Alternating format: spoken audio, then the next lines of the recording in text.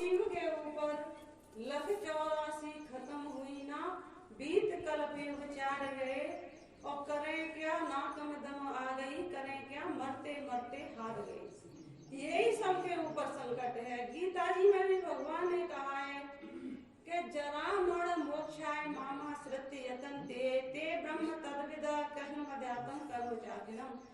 जो जरा और मरण से छूटने के लिए यत्न करता है वो ही वास्तव में कर्म को जानता है, और हर प्राणी का कर्तव्य है वही वास्तविक कर्म है, वही कर्तव्य है कि जो जरा मरण से छूटने के लिए यत्नशील है। नहीं, वास्तव में अभी कर्म की बात चल रही थी, अपने मन मुताबिक तो सब बढ़िया ही कर रहे हैं। किसी से पूछो कोई गलत कर रहा है, वो भी अपने हिसाब से तो मैं ठीक ही कर रहा हूँ, अपने मन में यही कि मैं सही करता हूँ, मैं कुछ गलत नहीं करता। लेकिन शास्त्र दृष्टि को आगे रख के जो कर्म किया जाता है वास्तव में वो ही कर्म है। फिर कर्म के भी विभाग कर दिए। जो निष्काम भाव से शुभ कर्म किए जाते हैं वो इस संसार को छुड़ाने वाले होते हैं। गीता जी में 10वें अध्याय में यही बात भगवान ने कही, तेषां सतते उत्तानां भजतां प्रीतिपूर्वकं ददाम बुद्धियोगम तमेन मामुपयान्ते। जो प्रीति पूर्वक मेरा भजन करते हैं मैं उन्हें बुद्धि योग देता हूँ। तो प्रीति पूर्वक का मतलब है कि जो निष्काम भाव से भजन करते हैं, सांसारिक कोई इच्छा नहीं रखते, तो मैं उन्हें बुद्धि योग देता, उनके अंतःकरण को शुद्ध कर देता हूँ। अंतःकरण शुद्ध होगा तभी उसमें ज्ञान उद्भूत होगा। यही भगवान ने 11वें अध्याय में भगवान ने अर्जुन से कहा, न तुम मां शक्य से द्रष्टुम बने देव स्वचक्षुषा दिव्यम ददामि ते चक्षु पश्चिमे योगमेश्वरम।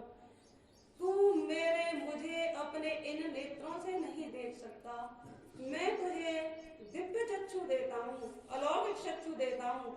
ये तो तेरे बाहरी नेत्र हैं, चमड़े के नेत्र, इनसे नहीं देख सकता। वे दिव्य चक्षु सबके पास है, कोई प्राणी ऐसा नहीं है जिसके पास नहीं है, मनुष्य मात्र के।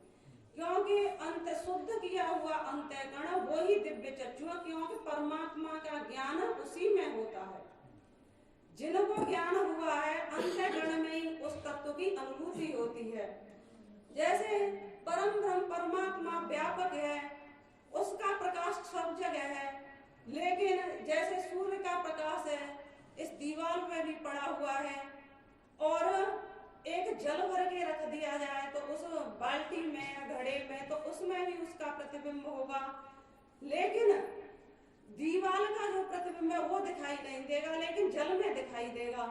ऐसे ही सारी जगह उसका प्रतिबिंब, लेकिन उसमें दिखाई नहीं देता। अंतःकरण रूपी उपाधि में उसको दिखाई देता है, वहां उसका अनुभव किया जाता है, जाना जाता है, देखा जाता है। लेकिन वो ये रामचरितमानस में भी लिखा है, मुकुर मलिनी और नयन विहीना और राम रूप देखे किम दीना। एक तो आपके ज्ञान रूपी नेत्र ही नहीं है और अंतःकरण ही अशुद्ध है, तो उन नेत्रों के बिना आप उस स्वरूप को कैसे देंगे। वो तो व्यापक शक्ति है, हर व्यापक सर्वत्र समाना, और प्रेम ते प्रगट मोहि में जाना, देश काल दिस विदिशु माही, कहो सो कहाँ जहाँ प्रभु नाही।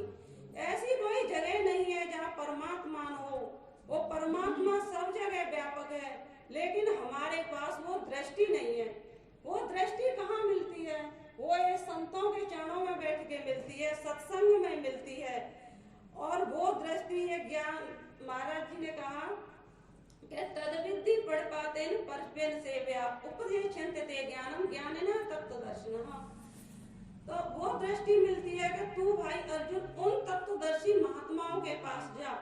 उपदेशन्ते ते ज्ञानम ज्ञानेन तत्त्वदर्शन, ज्ञानी तो बहुत है लेकिन उसके साथ एक शब्द और लगा दिया, तत्वदर्शी महात्माओं के पास जा, वो तेरा संशय छेदन भेदन करेंगे कि उन्होंने जिस तत्व का अनुभव किया है। क्योंकि एक अंधा दूसरे अंधे को रास्ता नहीं दिखा सकता, जिसने अनुभव किया वो तेरा छेदन भेदन करेंगे। अभी जो महाराज जी ने कहा बड़ा अच्छा सत्संग चल रहा है, ऐसा सौभाग्य मिला है हमें आज, बहुत ही। तो ज्ञान की होए गुरु बिन होए कि ज्ञान, ज्ञान की होए विराग बिन, गावे वेद पुराण सुख करे तो गुरु बिन होई कि ज्ञान, गुरु के बिना ज्ञान नहीं होता। लेकिन दोबारा शब्द आया गुरु बिन होई कि ज्ञान, ज्ञान के होए विराग बिन। लेकिन गुरु को ज्ञान दे रहे फिर भी ज्ञान नहीं होता। क्यों नहीं होता? कि वैराग्य नहीं है। वैराग्य के बिना वो तत्व का कोई भी निश्चय कर नहीं सकता।